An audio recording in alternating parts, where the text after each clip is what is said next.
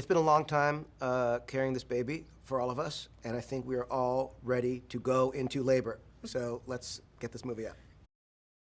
There were so many baby steps, so it's hard to figure out where, there wasn't one sort of threshold crossing. It was a lot of decisions and moments and stages along the way. But I guess the honest answer is when we were in Abu Dhabi and all the prep had come to this moment when the crew was all there, the cameras and the lights were all set up.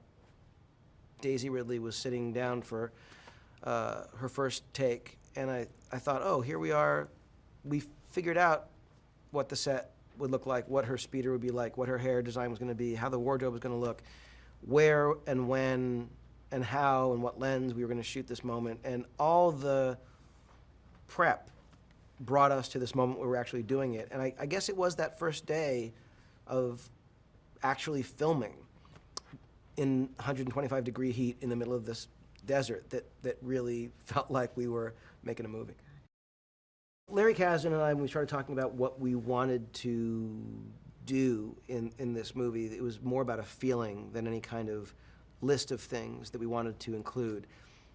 But among those things in that feeling were elements of light versus dark, elements of either action or certain specific things, whether it's ships or locations, that felt like the spirit of Star Wars. And people have been trying to copy what George Lucas created since he created Star Wars. And we were lucky enough to actually inherit Star Wars, for this to be the next chapter of the saga, which meant we were allowed to actually say, well, I'd love to see lightsabers, and how can you make a Star Wars movie without lightsabers?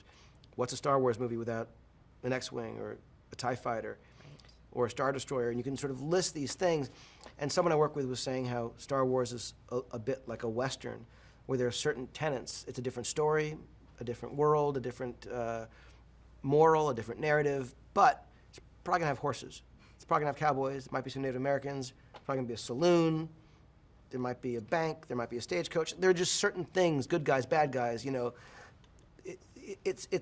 was a little bit like needing to know, okay, if we're telling a story in this genre, in this Star Wars genre, what are certain things that feel like essential elements? But once we had those things, everything was serving the story. Who are these new characters? Who are we meeting we've never met before? What is their story? Why is it relevant? Why are we telling a story at all in this universe? And that was, I think, the most fun we had. The key to this movie was not any of the accoutrements or props or ships or locales. It was all about who is the story about. And when Larry Kasdan and I began writing the script, that was the fundamental question. We would make ourselves tell each other the story. This is a story about a young woman this story about a young man who, tell the story. And it's amazing how that is sort of a litmus test for something that either works or not, because you can't say it's a story about really cool gadgets. It's a story about spaceships that fly. None of that will work. It's a story about someone who, it's about the heart and soul of the characters. So that was the thing that we focused on, trying to figure out what makes the story compelling for us, and hope that if we can look each other in the eye and say, I love that, that really works, that's getting me excited, then other people might feel it too. When I think of the things that George Lucas did and got right, got perfectly in that first movie, it is so long and stunning to think of those things, but nothing on that list is more important than the music. That's not to say there aren't things that are as important, but there's nothing more important. And what John Williams did, his gift to Star Wars and to fans, it is, you can't oversell the importance of what he does. And to know that he was coming back to create a score for The Force Awakens was as exciting as any other aspect of working on this movie from the very first discussion I had with Kathy Kennedy.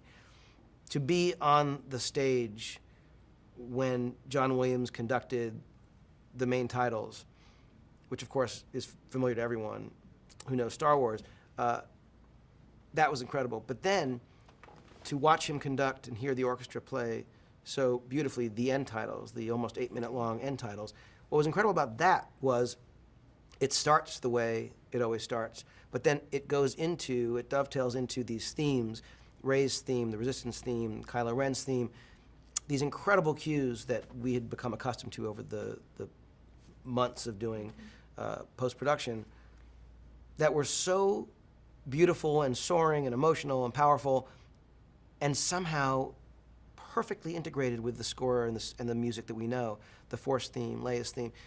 He just, like no one else, is able to take what we know and do something brand new and somehow allow them to coexist. And I realized that's what we were trying to do all along.